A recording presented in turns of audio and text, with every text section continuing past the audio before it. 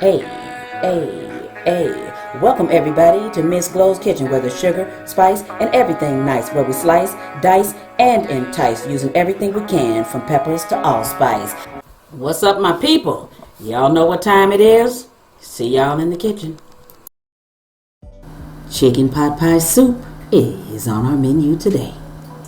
This is a copycat Potbelly's chicken pot pie soup, and all you need for it, this quick version, is a can of cream of chicken soup, half cup each of onions, carrots, celery, peas. You need some chicken pieces, seasoned salt, onion powder, garlic powder, celery flakes, egg wash for the crust, and you need some extra crust for the top. And make sure you do put extra crust crumbs on there. Y'all know what I always say, ain't nothing to it but to do it. Let's get to it. So you can see I already got celery and onions going in the pan. You want to cook until it's translucent, and at the same time you want to put all of the other ingredients into a pot and bring it to a boil.